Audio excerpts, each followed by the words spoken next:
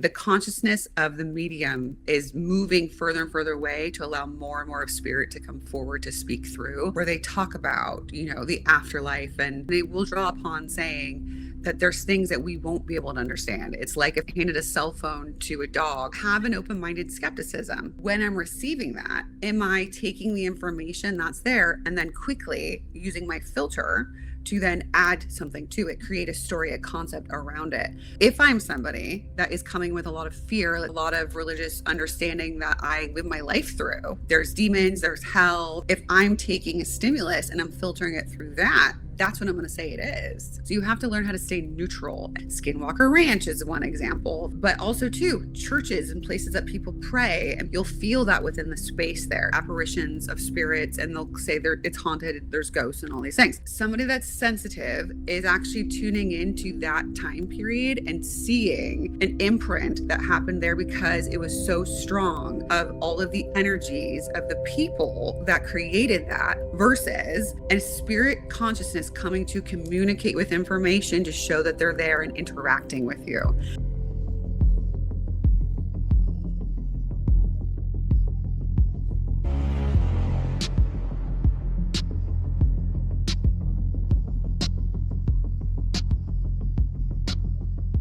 Hello, everybody, and welcome back to Ultra Minds. So today's guest I've been seeing for a whole long time on TikTok. I'm sure you have seen her popping up on TikTok, talking about many different topics, actually, but we're going to be discussing her expertise today and maybe going off on some fun little tangents. So please welcome Megan Alisa, who is a psychic medium who has been doing this work for over 10 years.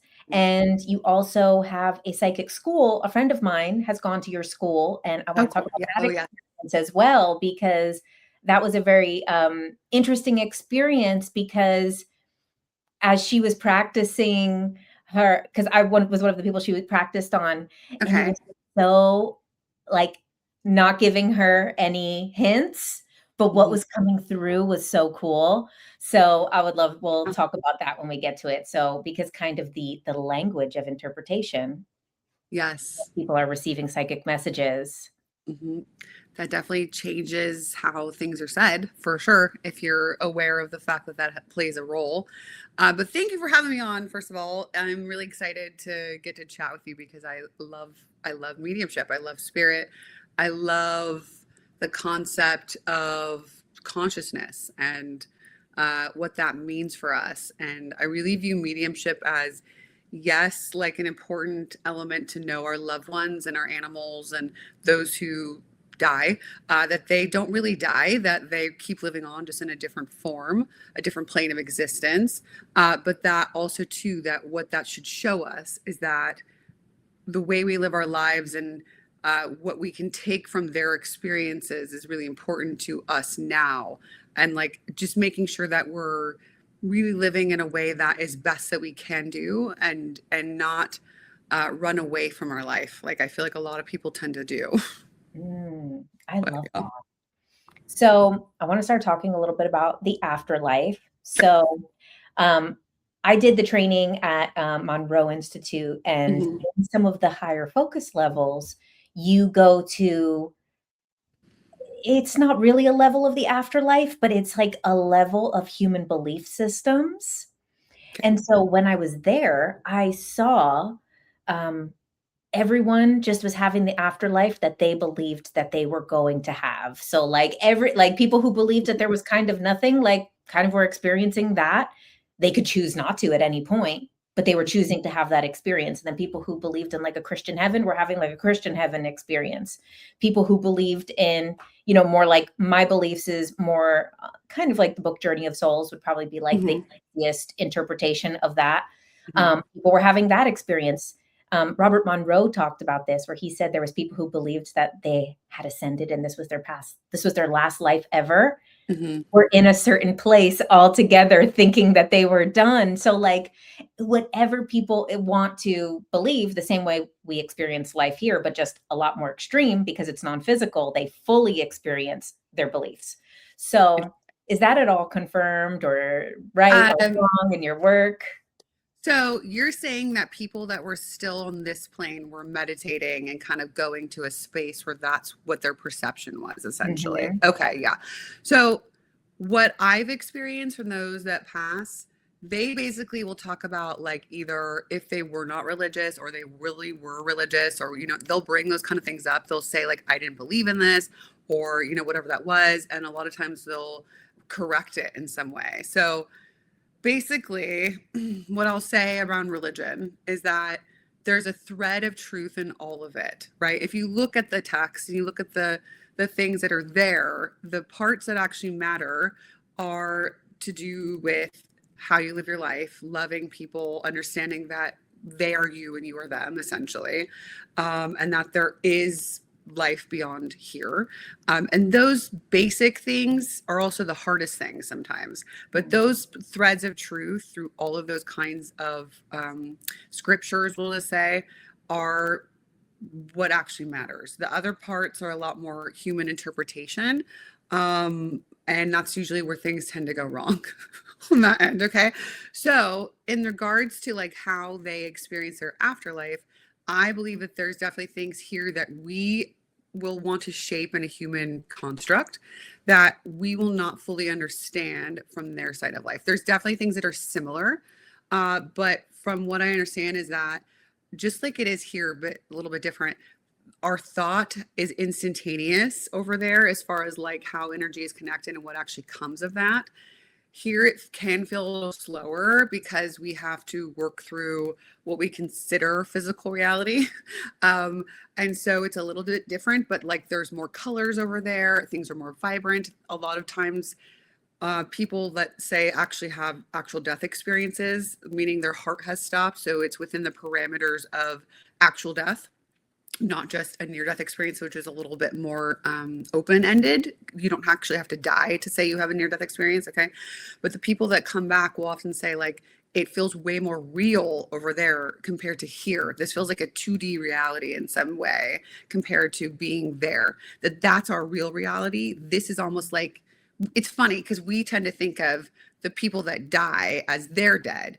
They tend to think of us in some way as we're the ones that are kind of having that experience in its own way because they're more real, they're more all that over there, right? So it's just a different kind of experience, a different kind of, here we're very condensed by our brain, our bodies, our living experience versus what they get to experience on that side. But that's also why we have this experience. So it's complicated, I guess I'll say. So, like, I think that there's probably something to be said around whatever that space was that they were going to, in regards to how their own perception plays into that versus like what it actually is like on the spirit side of life. And there's only so much our brains can perceive. Even when we go into like out of body experiences or like out of the ego experiences, like meditating or through plant medicine or whatever, we're still in some ways limited to part of like our brains functioning, if that makes sense. And so how, because I hear kind of different things when people, especially when they lose a loved one and then seek Mhm. out a medium, that the perception of kind of how long somebody has been gone, if it's pretty Mhm. immediate, that it's more influenced by their life, where if it's like longer, they're kind of maybe less influenced by the human experience that they had. So do you think that that is like accurate? I definitely think that they're still growing and learning and evolving on the other side. I do think that that starts pretty immediately once they cross over and have more of their life review to feel firsthand what that experience is like for everyone else, like how they impact others and they impacted them, etc. So I think that that starts there. I do think that because time is nonlinear over there, and we, excuse me, we tend to think of time as like past, current, future, and like that. It's not quite the same. So I think that it's easy to kind of think of it in that way, but it has more to do with like their own individual consciousness and the interest it has in evolving and like how it's being used, I would say, more so than time.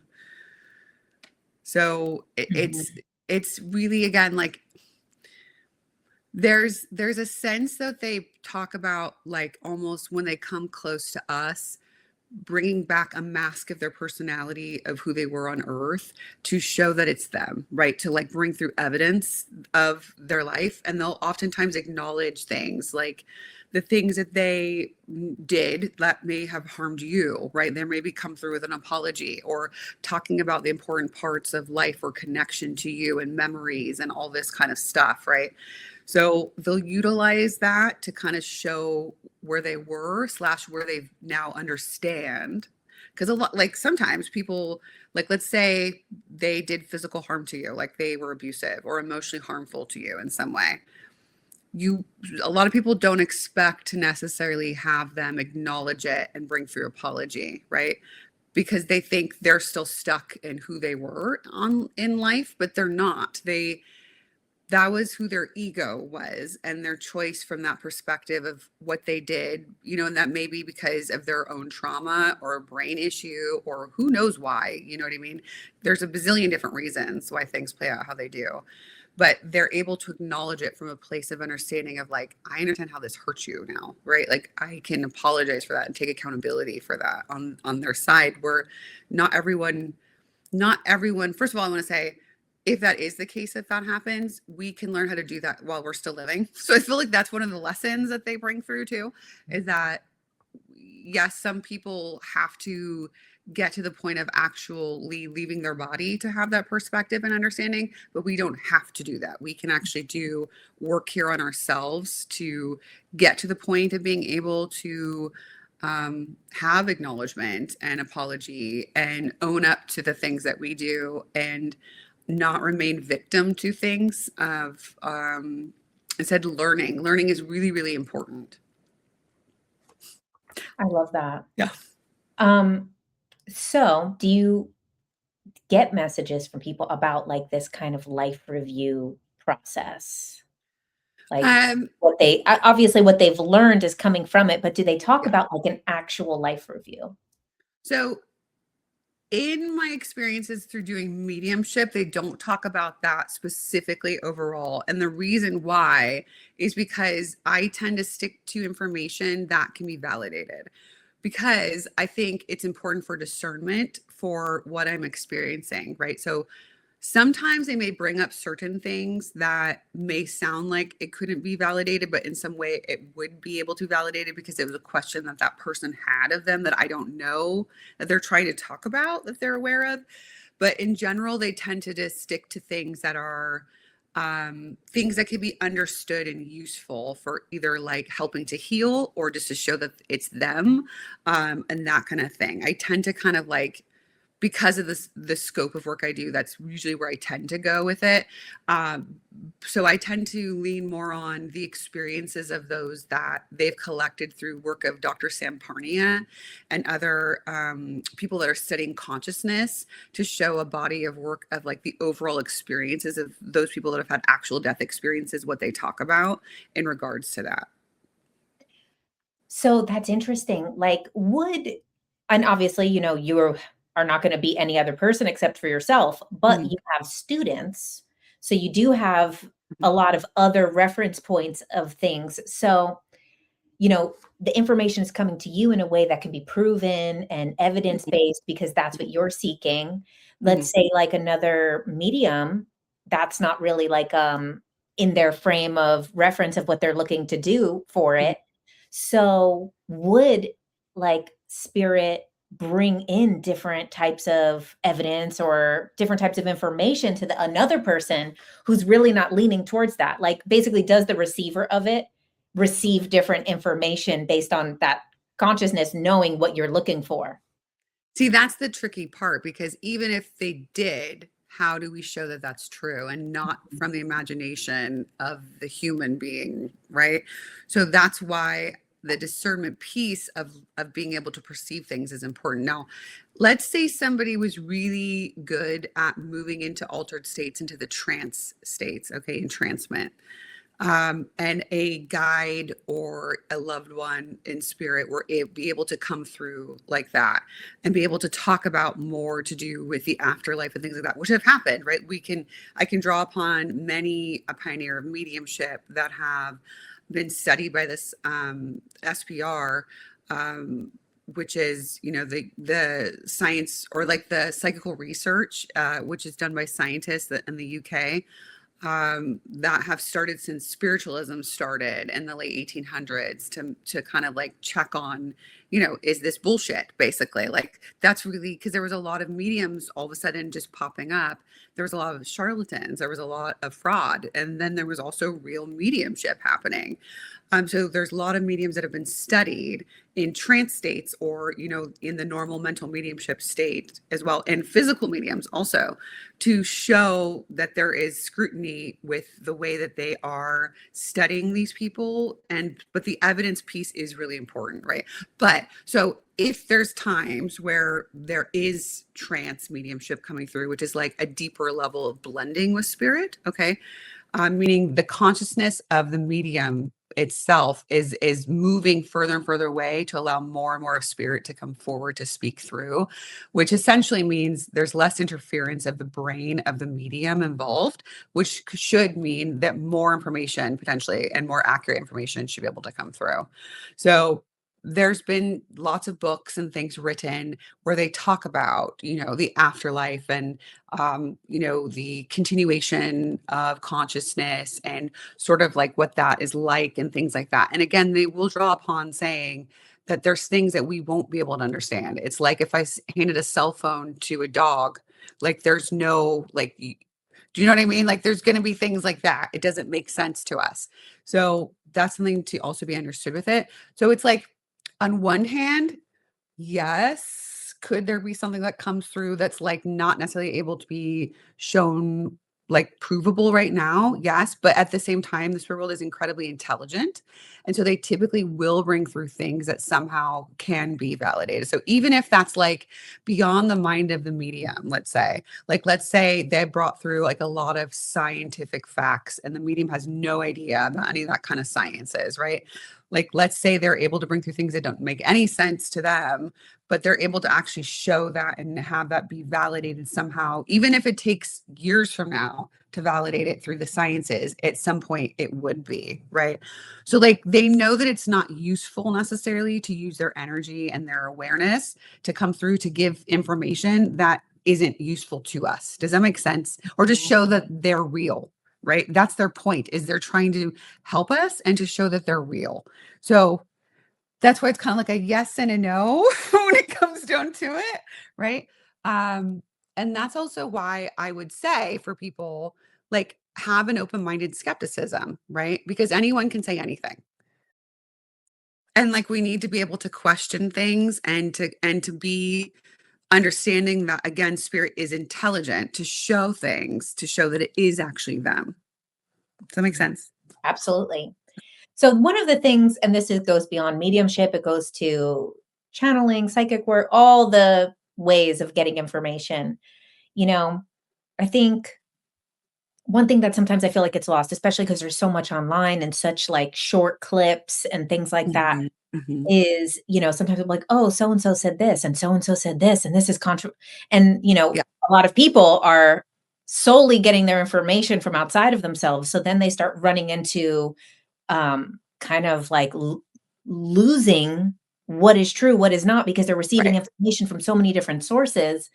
And so, can you talk a little bit about like the filter that information Yes. has to go through for each person? Because, obviously, I mean, I do hypnosis work, and Mhm, when the higher self comes through, or some subconscious, if people want to go with that kind of terminology, it literally never says anything divisive, mhm. scary. It Right. never says anything about dark forces, evil forces, clones.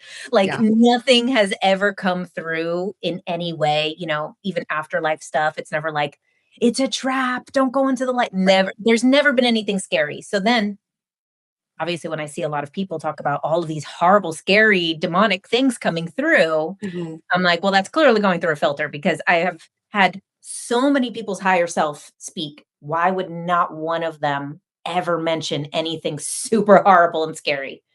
Right. Yeah, exactly. So, okay. So, and this is where I'll also come back to that discernment piece, right? Okay. So, with whatever we are experiencing, we are filtering that in some ways through the ego. And the ego, meaning like we're collecting experiences from the moment we're born, our subconscious is collecting experiences. So that can be traumatic, that can be ideas from your neighbors, it can be religious ideas, it can be scary movies, it can be however your brain is sort of formulating your environment and experiences, right? And so that can be a more positive lens or it can be a more negative lens, depending on your fear state, right? So that's something we have to always have an understanding of, just as far as like people go, right? So when we're taking in information, whether that is through I'm having a conversation with you and you say to me, um, that tree is really ugly. And I'm like thinking, that's interesting because I just see it as a tree and I think it's actually really pretty, right? Like our perspective of how we're viewing it may be different because maybe you're filtering it through some kind of weird trauma you had. Like you fell out of a tree when you were 5 and you're just like, I really don't like trees for some reason, right? So we have to understand that like people come in with all this baggage, right? So part of the training for what I do is learning how to separate that information from when you're receiving a stimulus through your clairs. Okay, so we're going to call it your extrasensory perception, your clairs. So whether that is feeling physically, emotions, or seeing things in your mind's eye, hearing things, knowing things, smelling things, all of that, that's a part of our senses that we would consider extrasensory. Okay. But you have to have the understanding of like when I'm receiving that, am I taking the information that's there and then quickly using my filter to then add something to it, create a story, a concept around it. So if I'm somebody that is coming with a lot of fear, let's say I have a lot of like religious trauma, like, or a lot of religious understanding that I live my life through, right? Whether I'm like, there's demons, there's hell, I'm going to go to a bad place. I have to, have whatever. If I'm taking a stimulus and I'm filtering it through that, that's what I'm going to say it is, right? So you have to learn how to stay neutral and be observing of information without adding yourself into it. And so a lot of the things you see when it comes to that kind of stuff is people doing that without understanding that they're doing it. So most of the time, they're not doing it with an intention of trying to harm people. They're doing it because they have no development, they have no training, they have no awareness that they are doing it. And so that's something to also keep in mind when you're hearing things, which is why, like, if you are going to say, hey, I'm going to be a psychic medium, or hey, I perceive things from spirit or aliens or whoever, it's really important to know, am I taking information and actually adding more of myself into it and creating a story out of that? Or am I able to perceive it just for what it is and give it very fundamentally of what that experience is and describe it exactly as it's coming or not? Now, with what I do, which is why I keep it evidential, I am able to describe the things that they're giving me and the way they're giving it to me. And then in third party, again, so like I wouldn't know this person or know even that the person's dead, right? I wouldn't know any of this ahead of time, nothing. And they would be able to say, yes, this is coming through. And I would say it. And then that person would validate it. So they would say, yes, that's true, right? About this person's life or things that are going on with them or whatever it is. And so that's how you train discernment is you're going to get a lot wrong first. You're going to get a lot of you in there or hesitation because of your own fear of judgment or getting something wrong or you being controlling or whatever. That's another aspect of the ego. So beyond the interpretation piece, we have other parts of us that want to jump in and control and keep us stuck or whatever. And so that's another part of development. So there's personal development along with your mediumship development or your psychic development that always goes hand in hand. Okay. So that's something for people to really have a strong, their own discernment around. It's like, does this sound like this is coming through a human or does this come like it's coming from consciousness that's beyond humanity, that is a place of love? Like it really is. Like all my experiences from them have always been loving and supportive and something that I can literally experience and feel from them. And through the information too, it's always been like about evidence that they're there, evidence that they're still watching over their loved ones and supporting them, talking about the things that they're doing, encouraging them, apologizing, whatever it is that is needed. Truly, they know that. And so I hand over my trust and my surrender to them. And that's what they're able to do through that. But again, discernment, really important. There's definitely a collective, almost like a collective psychosis going on right now, for Yeah. sure. Like spiritual, political, conspiracy, like every level right now of psychosis and discernment. And, even with like AI and stuff, Yeah. which I like AI, but it also puts people again in this level of not knowing what is What's true. real. Yeah. And I mean, at the end of the day, I'm a believer that like truth is all half truth anyway. If you keep going, everything is true and not true. Everything is yes Yep. and no. Uh-huh. So I think you can't really have like one single truth, right? Because everything is going through everybody's perception and, you I'm know, like, I'm like, I feel like there's like small T truth and then there's big yeah, T truth, right? And so I right, feel like both are true. So right. there's like subjective truth and then there's like truth that we can validate like over and over and over again. But that even can shift depending on the perspective of like how it's being tested or how it's being viewed or like all of it. So yeah, here in this world we have polarity, right? Like that's kind of the fun part of being here. So, it's interesting. So I was going to tell you about one of your students had Yes. a friend of mine who had gone through your school, Yeah. and she had used me as a example or training or A testing or sitter. You were a sitter. okay. Yeah. And so, and she was like, kind of like let me go through the process. Don't Yeah. like give me yes or no. Like Yeah. don't Don't add give any her information. Yeah. information Mhm. until it's all through. And like I was telling you briefly before, is like I'm not I don't feel super connected to the dead. Yeah. Um, I don't you know why? I grew up in a super old, scary house. Everyone that came to this house was like, "Dude, this place is so haunted and creepy." And I'm like, "That's the house settling." I'm like, Uh-huh. "Don't worry." So I think that, as far as that stuff, I don't think I have a strong, sense to that. Uh-huh. But, so I was, being a sitter with her, and it was interesting. So she was kind of pulling information. She's like getting like a sunflower, a bumblebee, a sun. I knew where she was going with it because and it was seeming very random. And she was kind of like, gosh, like I don't know if I'm getting something. These seem like random things. Uh-huh. I know what is similar of all of them is that they're yellow. And Mhm. just a couple days before, I was thinking about my grandma. And when I was, I don't know, super little, like 3 years old, I would say Lello. And then Mhm. my grandma, I had this memory of my grandma giving me a candy, and she was like, "Oh, do you want the Lello one?" Aw. So it was interesting. A couple days after Yeah. was when my friend had asked me to do that.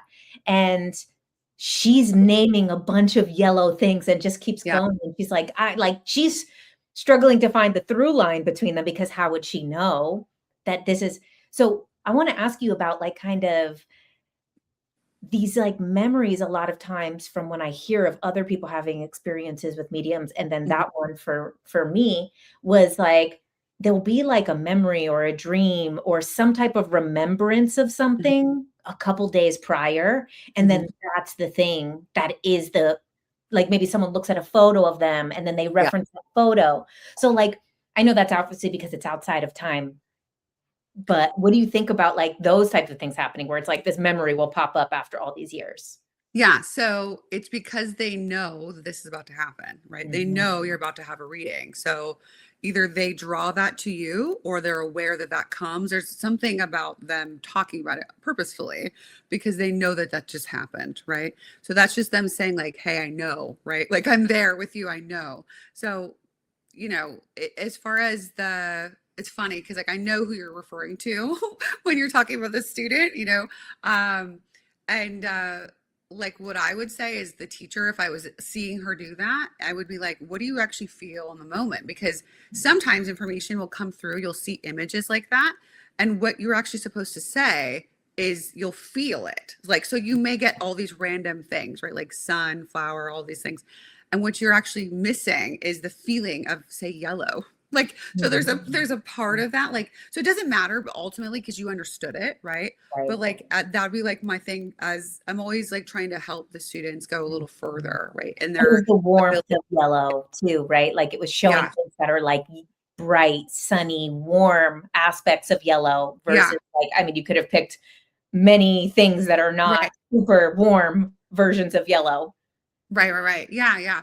And like the fact that you had that memory, and you're also saying you don't really you don't feel super connected in general to like spirit. Like I like that that came about like that, right? Because I feel like that was an important element or important part of it for you, because I feel like I don't know. Well, I'm trying not to go that direction. I just came out of readings like right before I came to do this. I had done a couple readings. So I don't work without consent for one thing. So I'm like trying not to go that direction and into your energy without that. Well, if anything you want to, then totally say whatever. There's nothing that is off limits. I mean, the Okay. type of stuff that I say on my channel of Yeah. myself. So don't worry. If anything you want to share, then just feel free to share. You have my full Okay. consent of whatever. Like it just feels like there's something about you separating yourself from your family in some ways that feels like a part of this too. Yeah. For sure. So, and so what I wanted to say about you having a connection to spirit, you have it whether or not you want it, because you are a spirit right now, and you don't have to necessarily include them in your life or like um have that be a big part of it in its own way, because everything here is spirit. That's the thing, is like everything is consciousness in its own way. Some obviously are much more, like humans, we have an ability to perceive things in a certain way and express in a certain way. Dogs have their own way, right?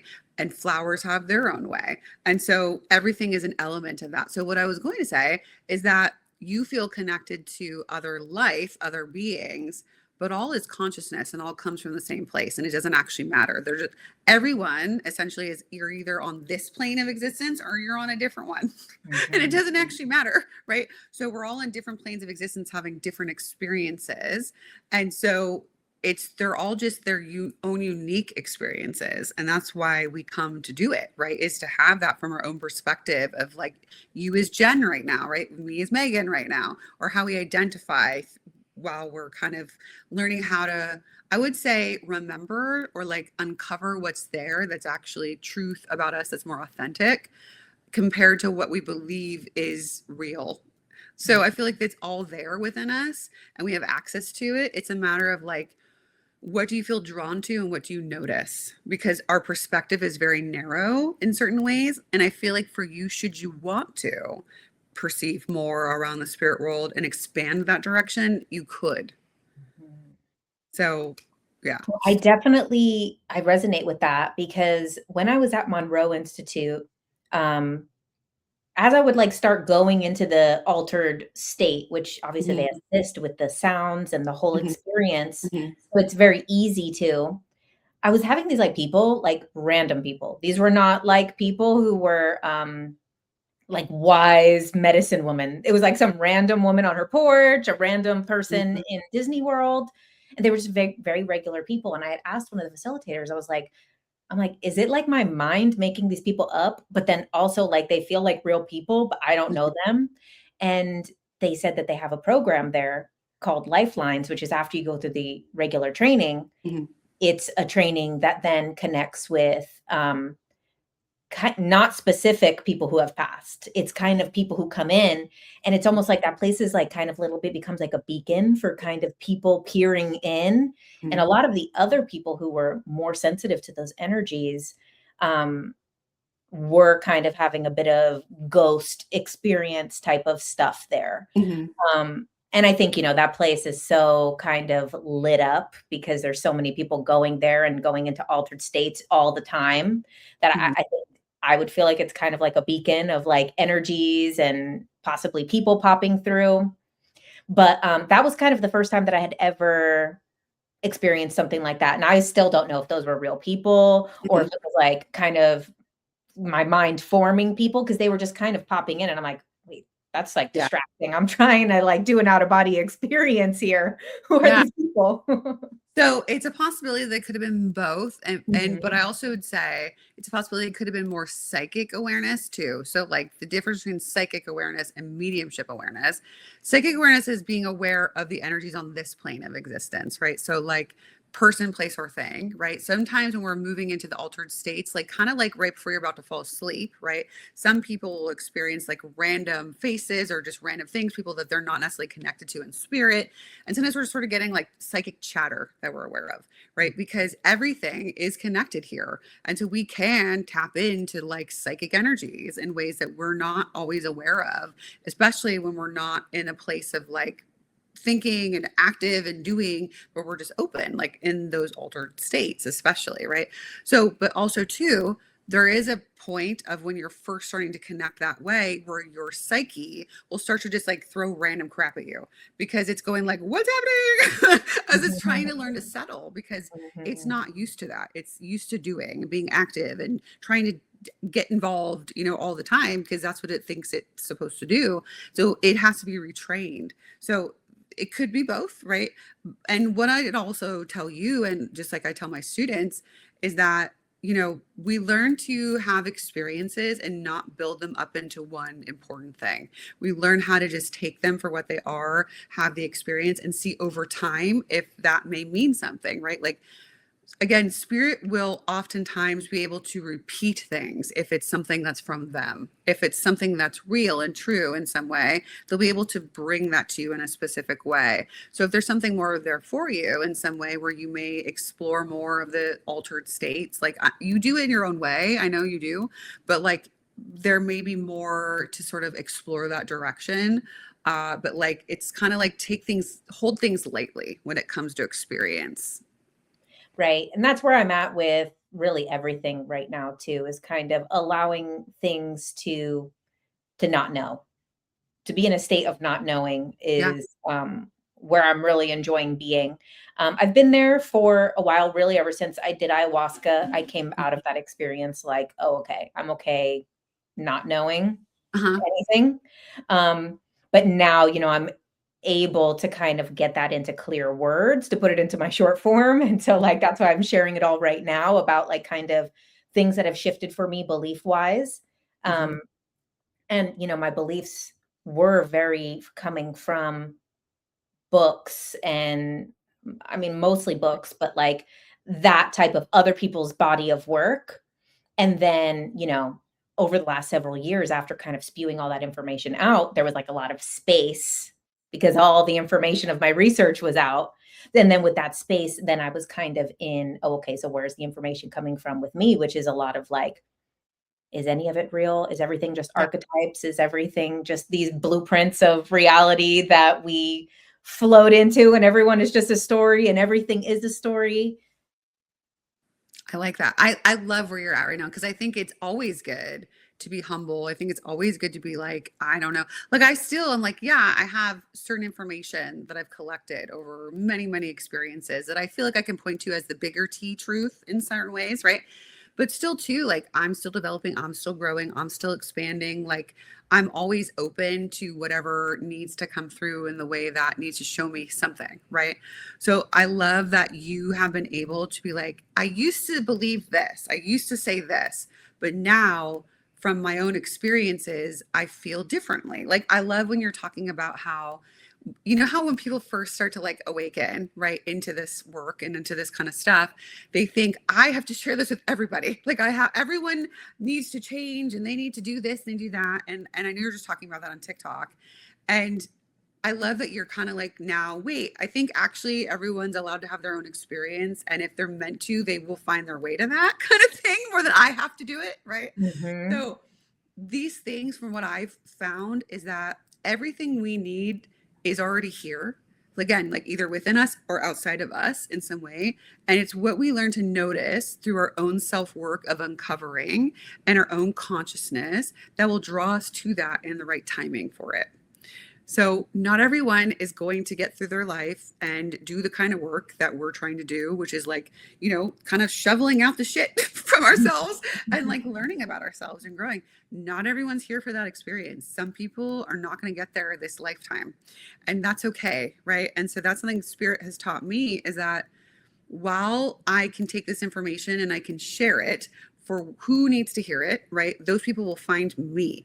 I don't have to hunt them down or make them believe anything.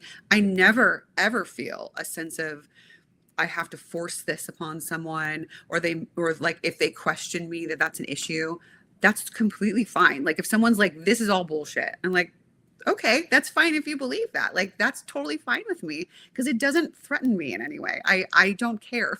I'm like, this is meant to help you if you're open to it. And if you're not open to it and it doesn't help you, find something that does. You know what I mean? Right. So I want to ask you about kind of hauntings and things like this, because my belief of ghosts and things like that is like an echo. So like the Yeah. consciousness, how you said like things are instant, how Mhm. we in the physical, it takes a while for our thought to Yeah. manifest with the physical. There, because it's instant, my perception is that from the other side or wherever, um, they're kind of thinking of that or remembering something, and that energy is kind of echoing into that space, but that they're not actually inhabiting that space. So, what would you say Mhm. about kind of these types of places that have this haunting energy and ghosts? Yeah. So I think that's one potential. I think that from what I understand around energy and this plane of existence, we tend to think of this empty space as like nothing, but it's not actually. It actually is perceiving information all the time, including our own energy that we're putting out. So our own thoughts and all of that, and events that happen. So it's kind of like pressing music into a vinyl, right? Like you have that within it. So that's happening in the space around us all the time. So in certain places and with certain people, especially, we're going to talk about this for you too. So there, people will consider certain places haunted, right? They'll consider there's activity there and they'll consider that as a haunting. Now, the earth itself has certain accumulations of energy, which I believe can make certain places have more, we'll call it paranormal type activity happen, right? Like Skinwalker Ranch is one example of a weird shit going on there, right? And the things that they're doing there. But also too, churches and places that people pray and people that sit and they meditate, and you'll feel that within the space there. Just like if you go to a place where there was horrible murders and horrible pain or war, you'll feel that there too, right? So we're feeling these things, we're having these experiences. So let's use like Gettysburg, for example, right? A lot of people will see apparitions of spirits and they'll say it's haunted, there's ghosts and all these things. I believe that there's a couple things that could be happening.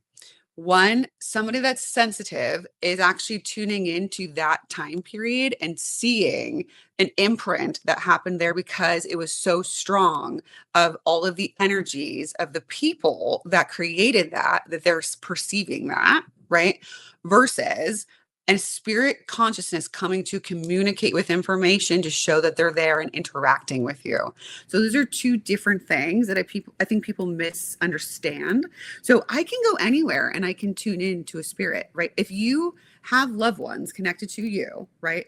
And you're with me, no matter where I am, I can tune in to them coming through, right? So if I go to a place that's a haunted house, right? And I connect with someone, it doesn't necessarily mean it has anything to do with a person connected to that house, Mhm. right? Or I could be connecting to the energy of what happened there at the house, right? And the events or the people connected to the house that aren't actually consciousness coming through. So there's a lot of different things that could be happening. It depends on what we're able to produce with evidence to show what's happening, right? So if I'm saying like interact with me right now and press on this thing and make this glow for yes, right? And they're able to do that several times, right? Or they're able to come through with information for someone that can validate it, right?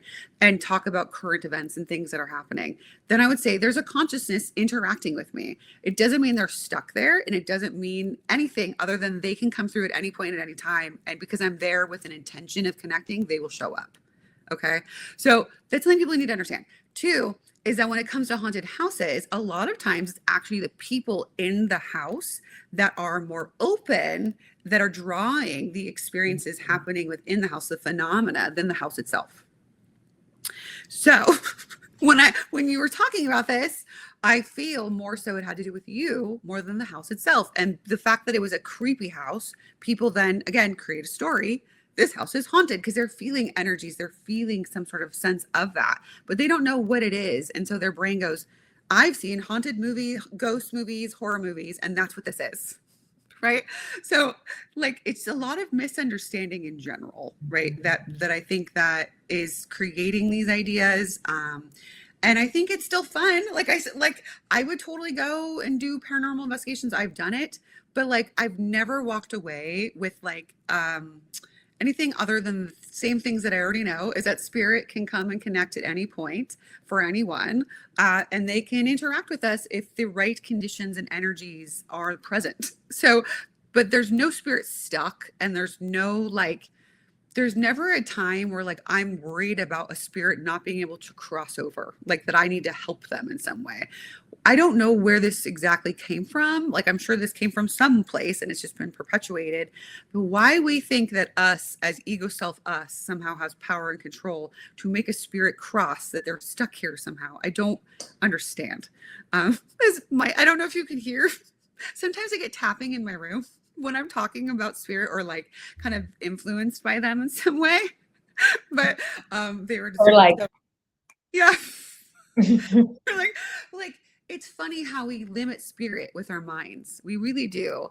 And do they love that we care about them? Do they love that we want to make sure they're in a good place? Yes, of course. But do they need us to do anything, or to like do a special candle for them, or do like a release ceremony? No. Do I think that prayer and our consciousness connection to them and us thinking good thoughts for them is helpful for them? I do, but I don't think it's like needed in any way. Mm-hmm. Okay, so I have a bit of a specific example. Okay. Not for you to tap into the energy of it. Yeah. If you want to, you can. But so next month, my husband and I are moving, and the house that we're moving into, I'm obsessed with this house. I think it's gorgeous. I'm like, this is like my dream house. Mm-hmm. And when he went into the house, he was like, there's bad vibes. This place is American Horror Story. Like, he's like, this place is horrible. We are getting the house because he's an amazing husband, but he is, we haven't been back to the house yet. Mm-hmm. And then I was like, I did a little bit of research on like who lived there previously. And the previous owner did die, not in the house, but had a stroke, probably in the house, and then died in the hospital shortly after. Mm-hmm. And we happened to be there, because then this was like one of these like kind of older guys that like puts all their business on Facebook. So I was able to find out a lot of information about the previous owner. And I felt like a male. Yeah. I personally didn't feel, I thought the house, I was like, this is awesome. I love it. Yeah. And he was like, what the hell is this place? And when I had just looked at the records of the house, I got the guy's name and looked at the guy's Facebook. Yeah. And his birthday was the day that we were in the house. So, because he had posted his birthday, and that was the day that we viewed the house. Uh-huh. So,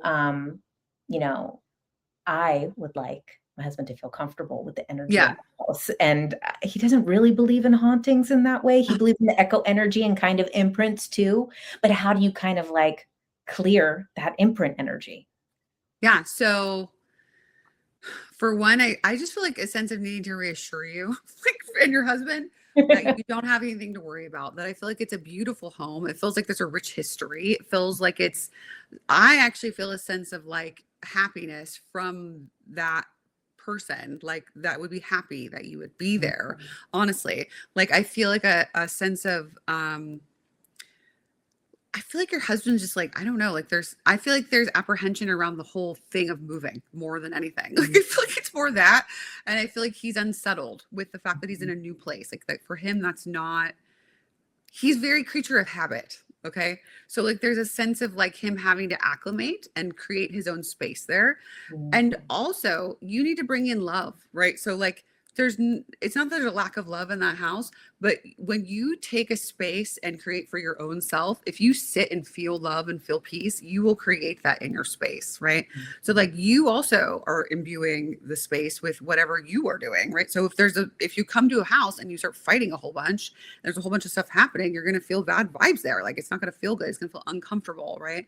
So if you can take the sense of like where you meditate, right? Like my bedroom feels a very specific way when I enter it, because this is the space I always use for meditation and where I connect with spirit. Like there's a very distinct feeling in this room compared to other parts of my house. Not that the other parts of my house are bad in any way, but there's a shift, right? There's a difference that you can feel. So just take that in mind. Like you are creating your own energetic space here. I don't feel there's anything to be concerned about. I will say check on something to do with electrical there, though. I do feel like that's something that might need adjusting or upgrading. So, yeah. Well, thank you for that. That really confirms kind of what I was feeling. As I was feeling like once we get there, it's our space and we fill the space. And I know he feels that too, but I think you're right, is that it's really more so the change and work and all of these things that are unsettling for him. Yeah. The hard part of moving.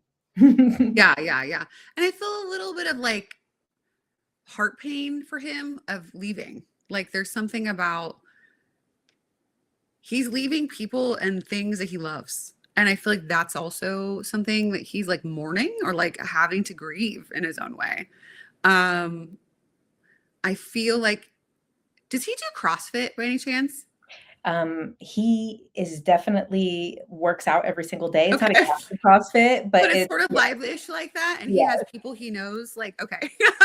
Because I feel like that's also a big part of like missing that. So he has to rebuild all this. Like there's something about rebuilding his own routine. Yeah, and like his unit. I want to talk about like sort of like his unit.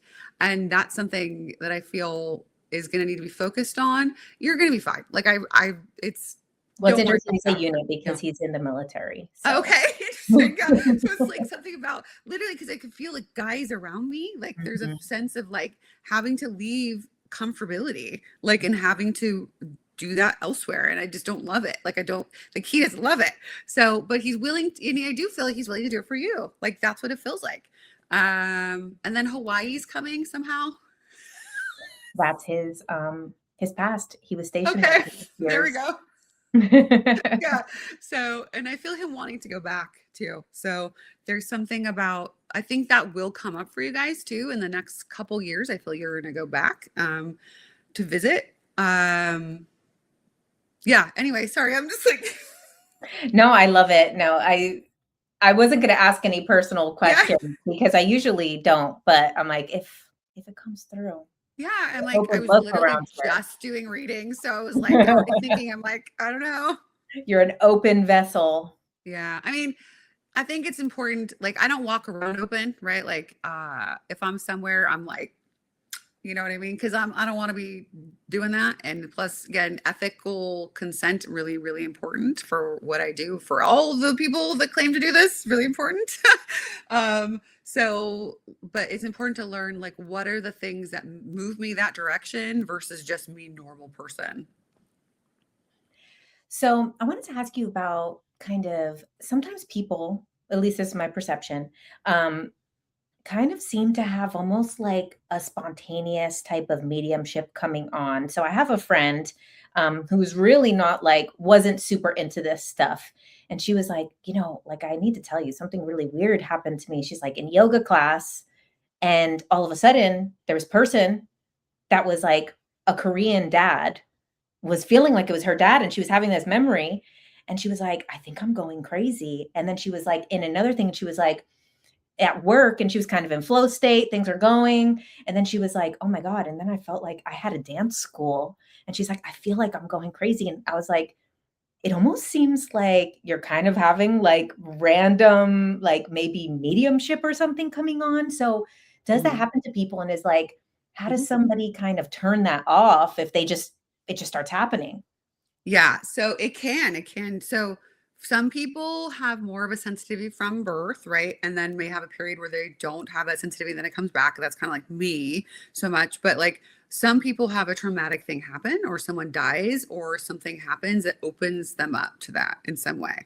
So I don't know if close to that there was a death or there was something that happened to her, but that's typically the way it goes. And so basically anyone that has an experience where that is their own loved one coming through, or they start to perceive other people's loved ones, they're going to be in a state where they're kind of zoned out and they're not thinking. Okay. So in yoga, it makes sense that she was like in that more altered space. And then all of a sudden she started perceiving something. Probably same at work. She's probably not really thinking, and like information just started coming to her.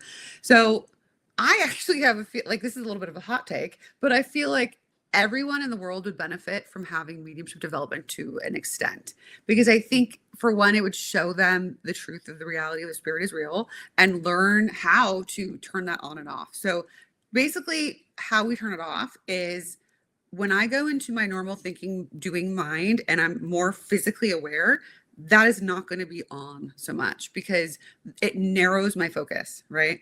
That keeps me here.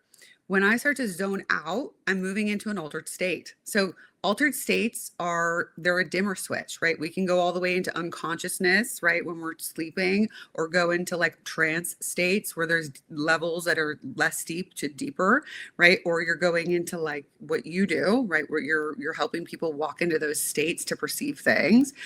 So when you're kind of zoned out, this is when we'll get things that pop in, right? So like, again, this is like for anyone that's lost somebody, the people that are looking for signs from their loved ones, stop trying so hard. And I know that's so hard to do when you're desperate to see that they're still there with you and you're in grief. But when you can just put it out there and ask and let go, that is the best thing you can do. Okay. So she has to learn the mechanism for basically opening and closing her energy and perceiving versus not. And I would suggest mediumship development to know if she is interested in using this in some way. I think it's beneficial for everyone because I just think that it helps you to have understanding. You don't ever have to want to be a professional psychic medium and do what I do to have benefit from it, right? Like, it's important that people come into it from a grounded place and understand that self-work is important, because they can build a spiritual ego instead.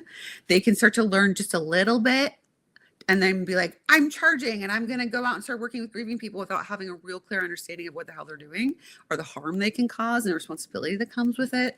So that's the danger of teaching just anyone. That's why we have certain practices in place. And like, we start day one on the importance of responsibility, ethics, and opening and closing your energy, like day one of training, because it's such an important thing to understand that if you're going to go around saying you have this ability, that you understand you have an impact. Okay. And that can be beautiful and wonderful and supportive, or it can be detrimental to people. So it's so important that people understand that. No, I so agree. You know, obviously I'm very much like in the spiritual space. So I'm always Yeah. kind of in the mix of all the different titles of different things that people do. And one thing that I don't know, I would say bothers me at times is that like kind of people will get like some type of psychic like hit about something and they immediately define it as like something. Like say for example, I had someone, you know, I have this UFO experience that my whole family had as a Mhm. child. We like this is, you know, defining moment of all of our lives in my Yeah. family. And someone was like, "Well, before that moment, you didn't know if you were a boy or a girl." And I was like, but then I was like, "Well, that's ridiculous. I was always a girl." Mhm. But also, even when I talked about it to my sister after, it was like, there is a little nuance of that, which was my family thought I was going to be a boy and I was born a Mhm. girl. So there was like there's some Okay. energy from early life that was, but sometimes like people will say like or say like sometimes, I mean, I don't think you do past life work in what you do because that can't be No. really Right. proven. But Exactly. like with past life work. They get Yeah. like a little sense of something, and then it's like, you were this, you lived this. And it's like, Yes. I've always been like that kind of stuff, kind of immediately, like I kind of, because I think, I mean, obviously, I think everything's a nuance. So like, that's why I very much like agree with what you're saying about like people who they get this little hit Yeah. And then they start saying stuff and they're oversimplifying something that's like so complex and so nuanced and maybe just like a little flicker of some energy somewhere. Right. Yeah. Yep. Yep. Yep. It does happen, unfortunately. I mean, you'll see it. You'll see the prophecies of doom all over TikTok, right? Of like things that may have had nothing to do with anyone else, right? That was just for them. They're like, let me share this thing that I don't actually have a full understanding of, as this is the truth, and you need to be worried about these things, and let me create anxiety around whatever. Like that is not how spirit works, for one thing, right? Like, but I have a lot of, I'm like, oh God. But that's something that also throws me into like a state of like, ugh, about things, because I'm just like, that's why, again, the groundedness and the understanding needs to be there, and not just taking one little thing and running with it and just thinking that you know everything based off of that one experience is how to go about it. Like it just isn't typically, right? So yeah, like the story that was created right around what you just said, around saying, oh yeah, you this, and prescribing it like that, instead of being able to say, it felt like this. Does that make sense? Like, because you could make sense of it, but it's not in the way they're saying it. Right. Yeah. No, it makes so much sense. And it is like really important to have these boundaries Hmm. as it's just becoming like everyone is becoming. And then I feel like there's this other extreme side, which is what I see a lot of times with the people that I work with hypnosis, is they have really good intuition. And then they're so consumed by doubt that they need to go fully under hypnosis and Yeah. be guided by another person to trust what they already know, which is usually not anything extreme. It's usually like, stop judging yourself. You're on the right path. You're doing the right thing. And Uh-huh. it's like usually the most simple messages.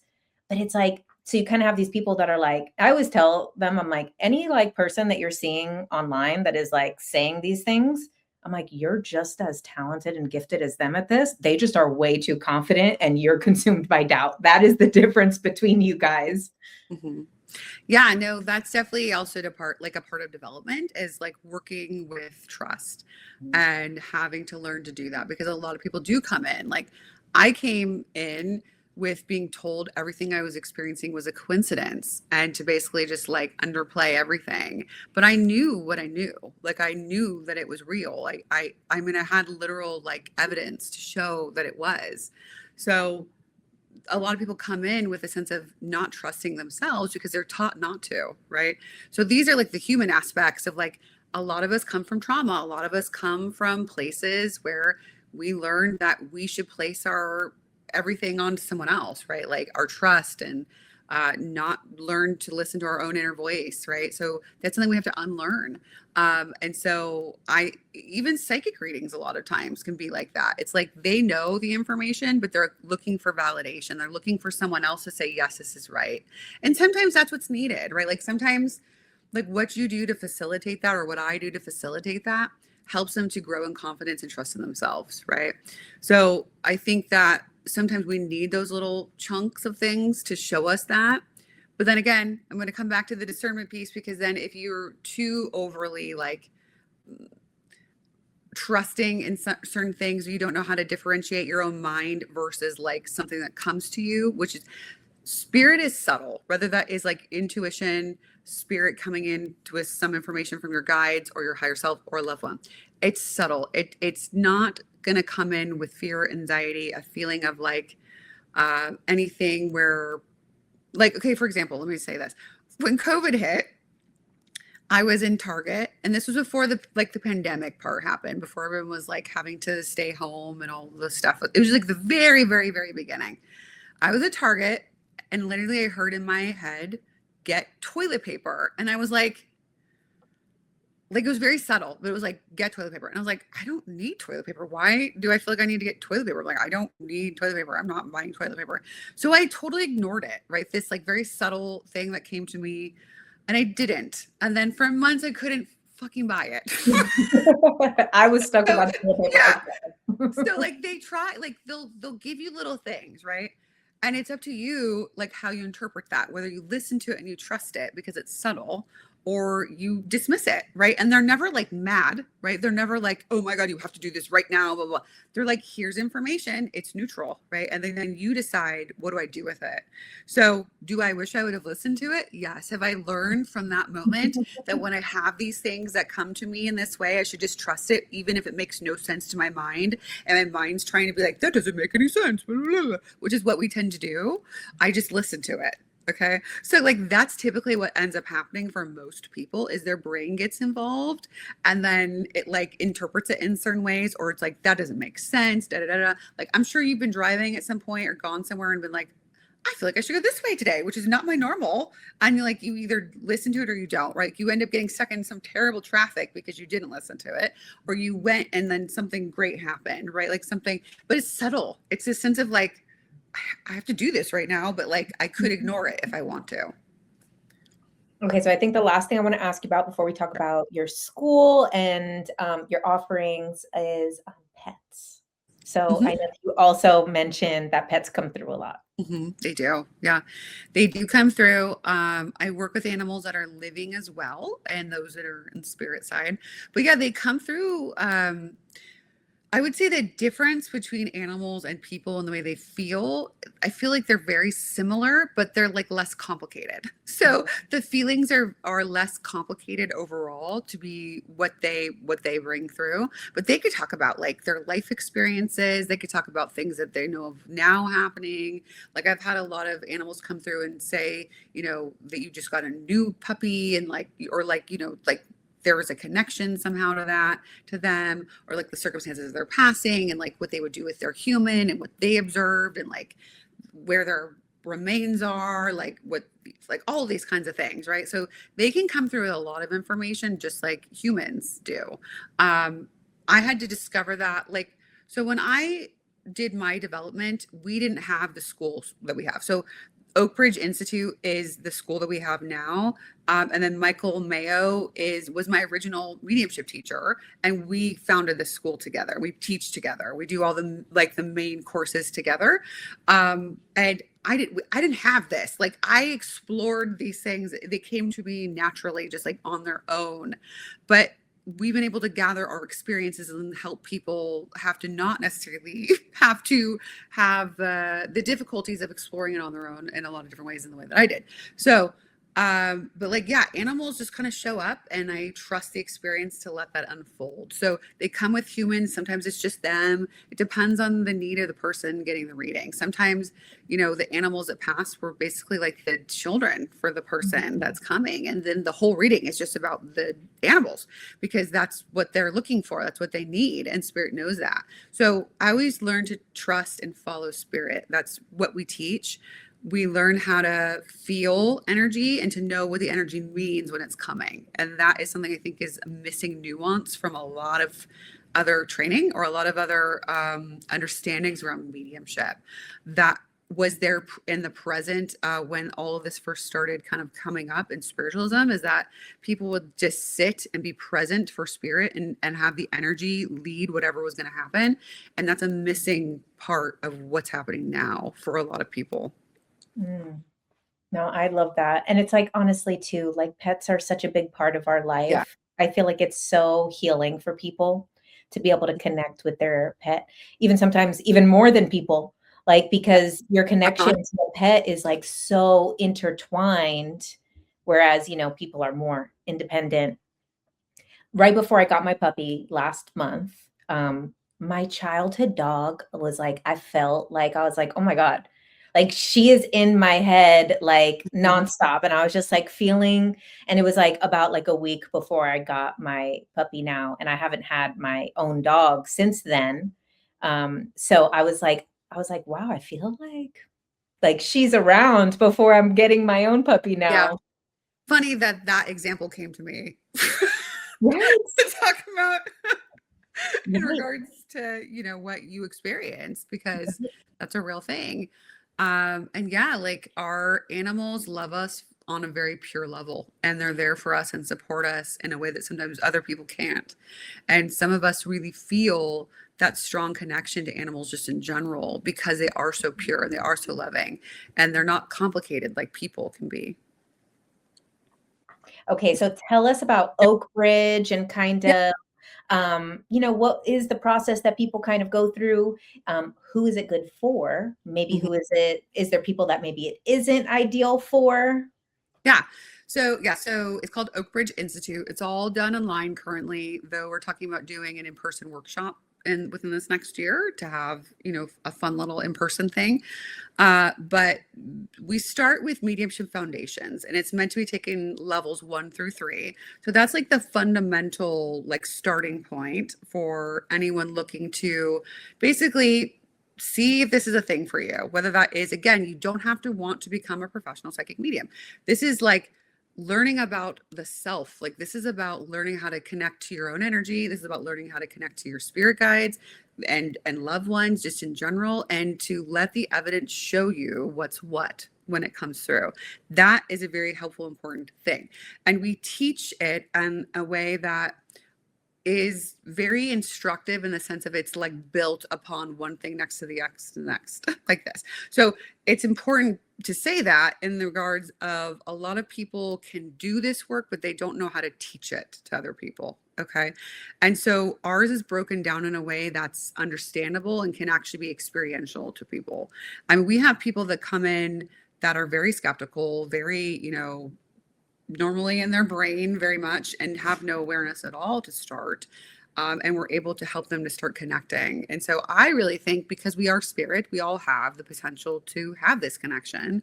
It's just a matter of, like, where are you in your ability to be open to it, and your ability to follow what we're saying with what to do.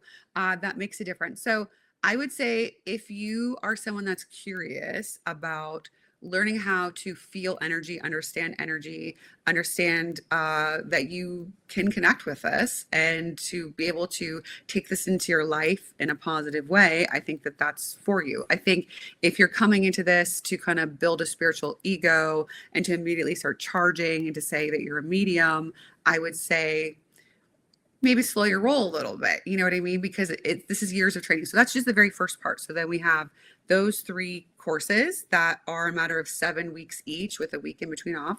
Then we have a 10-month course called Expansions, where we do a deep dive into more to do with mediumship, but also the personal development work that goes hand in hand with it. And each month is a new topic.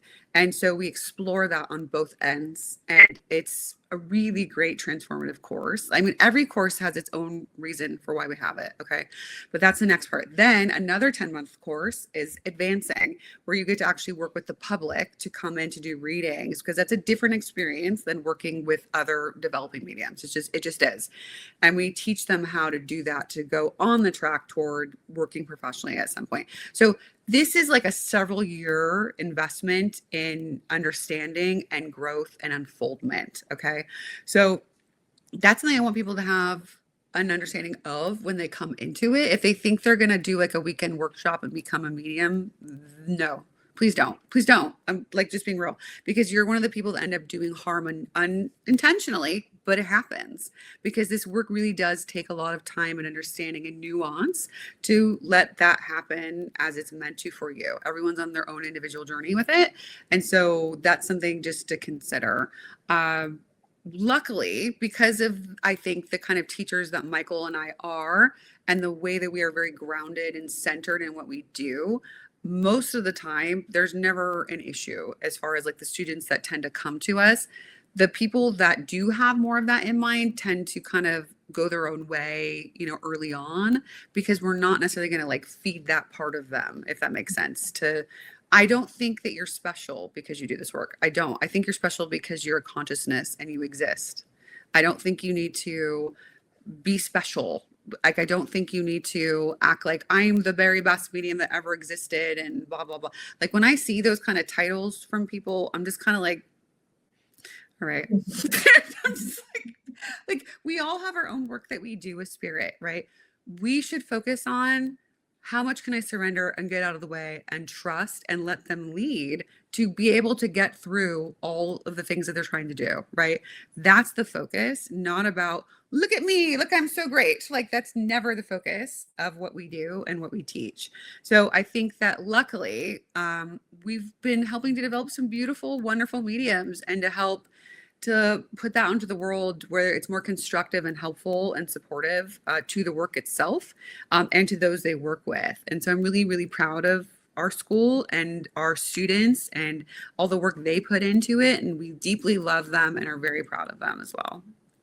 Wow, that's incredible. Yeah. I realized that I knew that it was long because my friend had done, I don't Yeah. know, he ended up doing all of it, but I They knew that did. it was long term because it was like a year later and she was like, Yeah. I was like, oh my God, you're still doing that. Yeah. So, so that's awesome. I just didn't realize really that it is as long Yeah. as it is, but that's important, right? Because there's Yeah. people who within that time would already be, and there's some people who might already be doing the work and then come to develop this aspect of it, or, Yeah. We have a lot of those. We have a lot of people that start charging professionally too early on because they're pushed in that direction by someone that didn't actually develop themselves either and don't really understand the process. And they come and they go, wow, I did not realize that I was missing so much of this, right? Like we have people that have been developing for a long time and even years, because not all development is equal and the same, okay? That come in and do foundations 1, 2, 3 and go like, I can't believe how much I learned and gained from that. I thought I was here, but I wasn't, right? So like that's the thing about it, is that there's always more there, like to uncover and to kind of like just keep developing. And I think that that's come in with a student open mindset. Like I try to always have that too, right? Like I think that it's important that we are in that kind of way, that we're able to learn and able to grow from that place. wow, I love that. And I like what you said too about earlier with like closing the energy, because I feel like, not that I've taken really any of these courses, Yeah. but I have so many friends that have done so many things and have talked about a lot of these different things. And I feel that a lot of things, I know Reiki for sure closes your energy because it's a very like long lineage that is a specific way. Obviously, people call Reiki anything energy, but like the real Reiki lineage is always closing and ending the session. But I Mhm. feel that what I've heard from a lot of other practices is it's kind of just like opening and like opening and opening. And then it's kind of like not a lot of closing again. And kind of like what you were talking about is becoming conscious and aware in your normal, kind of closing that Yeah. space so that it's not always buzzing in and Right. saying stuff and popping up in random times that are not good for you, maybe not good Right. for the person who might receive information. Yeah. I think part of that is in the beginning when you're first starting to realize you can do this, you get really excited. And so you're constantly sort of checking over there, like, can I perceive this? Am I aware? Blah, blah, blah. And so that tends to be the issue for most people because, again, we could easily build a spiritual ego with this stuff too.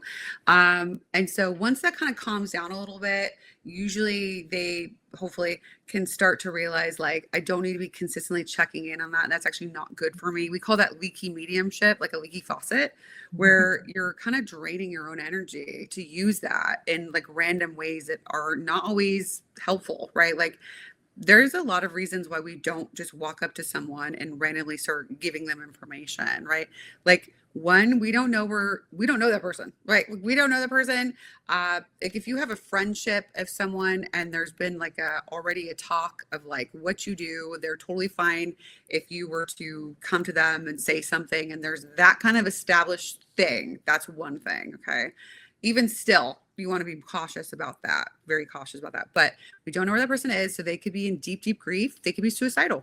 We don't know. We could say something that pushes them over the edge, right? Like it needs to be invited when they're ready to come seek us, not us to go to them, right? That's really important. Also, too, there's people that hate mediums and like psychics and think we're frauds and like, or of the devil, and they could harm you. They literally could harm you. Like you don't know, or it could just be very confrontational in some kind of negative way.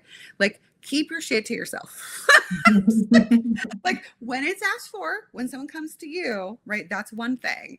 And you feel like it's right time, right place, right? Like, but you don't need to be walking around like for, trying to like show everyone what you can do. Again, that comes from the ego, not from spirit, because you can check in at any time and move that direction. That doesn't mean spirit's forcing you to do anything. They never do. They never do. It's your choice to engage it or not. Wow. This was such an awesome conversation. I loved all the different things that came up. Like, and I really like obviously I've seen your perspective on TikTok, but Mhm. it's nice to be able to like really talk long form, Yeah. because I mean, TikToks, it's so quick. Yeah, I know. It's so quick. So I'm really glad that we got to talk in this way and be able to like go deeper into some of this stuff and have fun with it. And also too, like really, I mean, I'm very impressed hearing about your school because I mean, it's amazing to really develop that long. And that creates like a very, I think, like a more humble practice. Yeah, I think it's sort of like maybe I don't know how similar it is to initiates in the past of, sort of like the secret ways of developing this kind of stuff that used to exist more, but I feel like it's its own format of that in some way. Because I do think for people, oh yeah, that's the other thing is people that are ungrounded and meaning like they're not in a good mental state, this may not be for you yet, right? You need to get to a place where that is something that you are making sure you are getting a handle on in some way, whether that is through therapies or medication or whatever is needed for that. Because I think that there's always a danger of psychosis and not having the discernment piece. That is something to consider, right? And so I think that that is another key thing. But yeah, like I think that this is something that hopefully helps people, hopefully is helpful. And, if people are looking to develop with us, our next mediumship foundations actually starts this summer. So we do it twice a year. We follow the whole 1, 2, 3, and then we start another one after like the second part of the year. So it's going to start in July, I believe. But you can get that information on oakbridgeinstitute.org.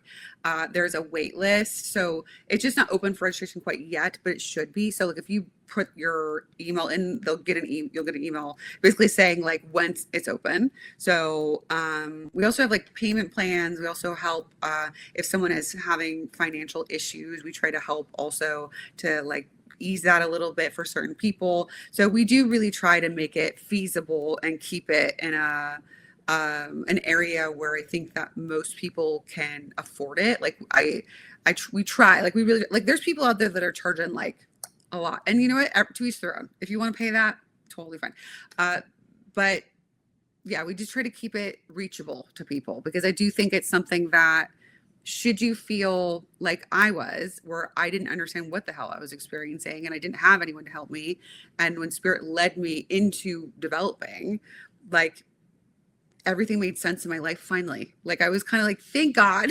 I was literally like 3 months prior to my development starting, I was in my car singing Oceans by, I'm trying to remember it's a Christian band name or it's a Christian group, but they have a song called Oceans. And it's literally like the lyrics are like, Spirit lead me. Like, and like I was literally sitting there crying singing this song because I was having like a reawakening of experiences and I was like, what the hell is happening? Like, what is this supposed to mean? What am I supposed to do with this? And they basically led me to a metaphysical store where a medium was like, you need to go develop your medium. Here, go to this class. It's the day after. Go to the circle and go develop your mediumship. And so that's where I started. And funny enough, I'm going to be doing an in-person mediumship demonstration there at Awakenings in Laguna Hills with Michael, who also started in that same room at a different time in his development, June 5th at 7 p.m. if you're interested to come. Oh my God, cool. I didn't know you were in Laguna area. Laguna Beach, so I'm in Orange County. So this is Laguna Hills, but yes. Wow, awesome. I have so many friends in Laguna. Like, oh my God, that's like a weird like vortex place for me that is constantly pulling me there. Well, you should come visit. I will next time I'm back in California. Okay. Well, Megan, thank you so much. And I so appreciate you and all of your insights and your takes. And like I said, to like get to actually have a real conversation with you. Yeah. I love this.